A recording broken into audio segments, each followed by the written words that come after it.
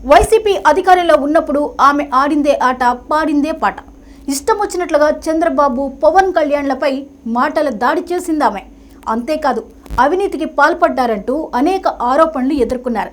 జగన్ గద్దె దిగిపోయాక కూడా నోటి దురుసు ఆపలేదు. ప్రభుత్వాధినేతలపై విమర్శలు చేస్తూనే ఉన్నారు. అయితే తాజాగా ఓ కేసుకు సంబంధించి విచారణ పూర్తి కావడంతో ఆమెకు ఉచ్చు బిగుస్తోందంటూ రాజకీయ వర్గాల్లో ప్రచారం జరుగుతోంది. నేడో రేపో అరెస్ట్ కూడా తప్పదంటున్నారు. ఇంతకు ఏంటా కేసు? ఎవరా నాయకురాలు?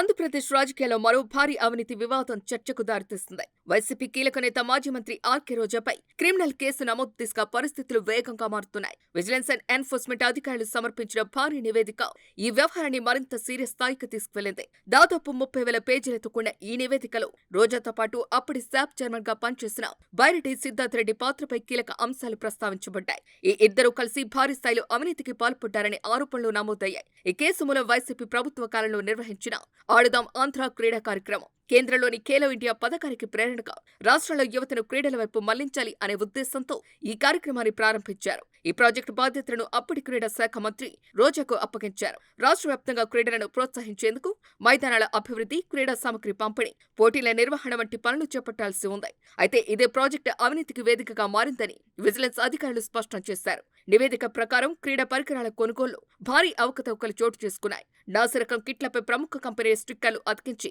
వాటిని అధిక ధరలకు కొనుగోలు చేసినట్టు గుర్తించారు. క్రికెట్ బ్యాట్లు, బంతులు, టీషర్ట్లు వంటి వస్తువులు తక్కువ నాణ్యతతో ఉన్నప్పటికీ రికార్డులో మాత్రం ప్రీమియం క్వాలిటీగా చూపించి కోట్ల రూపాయల బిల్లులు క్లియర్ చేసినట్టు తేలింది.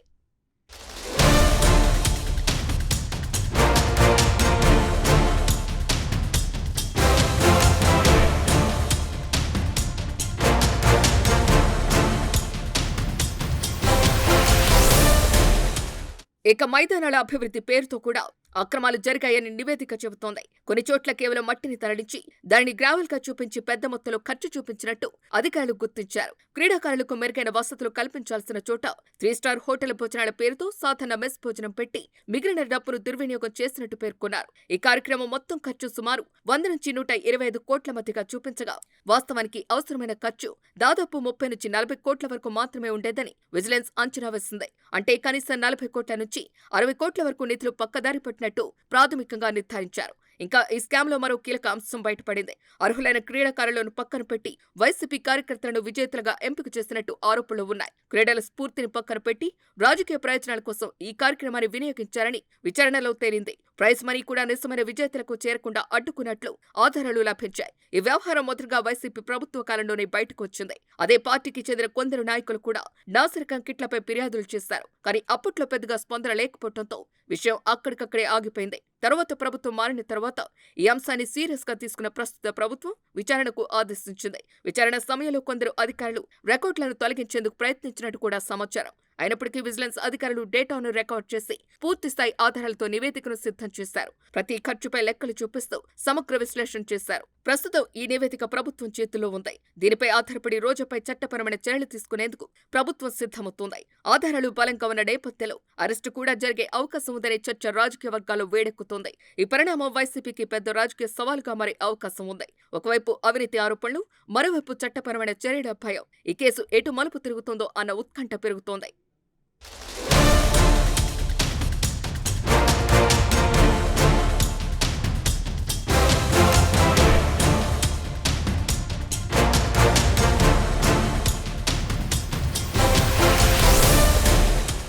సినిమా రంగం నుంచి రాజకీయాలకు వచ్చిన రోజా కాంట్రవర్సీ వ్యాఖ్యలతో పాపులర్ అయ్యారు. ప్రత్యేకించి వైసీపీకి మౌత్ పీస్ గా మారిన రోజా ఎలాంటి సమయంలో లేకుండా మాట్లాడే తత్వంతో ఎప్పటికప్పుడు వార్తలు నిలుస్తూ వచ్చారు. రోజా మాటలకు కేవలం ప్రతిపక్ష నేతలే కాదు, కొన్నిసార్లు స్వంత పార్టీ నాయకులు కూడా ఇబ్బందిగా ఫీల్ అయ్యారు అనటంలో అతిశయోక్తి లేదు. పవన్ కళ్యాణ్ లాంటి నేతను 4 దశాబ్దాలకు పైగా అనుభవం ఉన్న చంద్రబాబును గతంలో రోజా ఎంత దారుణంగా మాట్లాడిందో ప్రత్యేకించి చెప్పక్కర్లేదు. ఆమె మాట్లాడే కొన్ని వ్యాఖ్యలు డబల్ మీనింగ్ లా ఉండటం వల్ల కొన్ని సందర్భాల్లో వైసీపీకి నష్టం వాటిల్లింది.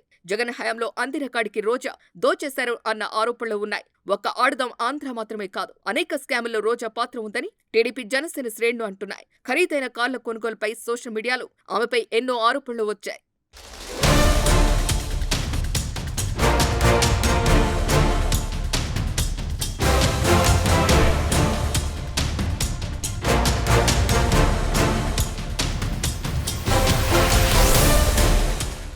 ఎవరు తీసుకున్న గొత్తులో వారే పడతారు అనే సామెత ఇప్పుడు ఆంధ్రప్రదేశ్ రాజకీయాల్లో నిజమవుతోంది. వైసీపీ పాలనలో చోటు చేసుకున్న ఇసుక దందా, భూ కబ్జాలు, అధికార దుర్వినియోగం ఇప్పుడు ఒక్కొక్కటిగా వెలుగులోకి వస్తున్నాయి. ఈ వ్యవహారాలపై కూటమి ప్రభుత్వం ప్రత్యేక దృష్టి పెట్టి విచారణలు వేగంగా సాగిస్తోంది. జనసేన పార్టీ హిట్ లిస్ట్, అలాగే లోకేష్ రెడ్ బుక్ ఇప్పుడు వైసీపీ నేతలకు నిద్ర లేకుండా చేస్తున్నాయి. చాలా మంది ఇప్పుడు భయంతో బిక్కుబిక్కుమంటున్నారు. నోరు పారేసుకుని ప్రత్యర్థులపై అసభ్యంగా మాట్లాడిన నాయకులు ఇప్పుడు అధికారాన్ని కోల్పోయి రాజకీయంగా ఒంటరి అవుతున్నారు. చాలా మంది వైసీపీ నేతలపై కేసులు నమోదై ఉన్నాయి. ఎవరు ఎప్పుడు కటకటాల వెనక్కి వెళ్తారో అన్నది ఉత్కంఠ రేపుతోంది. మొత్తానికి ఎవరి కర్మకు వారే బాధ్యులు అన్నట్లు నాడు అక్రమాలకు, అరాచకాలకు పాల్పడిన వారంతా కాస్త ముంతో వెనక్కు కటకటాల పాలవటం మాత్రం పక్కా అంటున్నారు రాజకీయ పరిశీలకులు. చూడాలి మరి రోజా పరిస్థితి ఏమవునుందో అన్నది.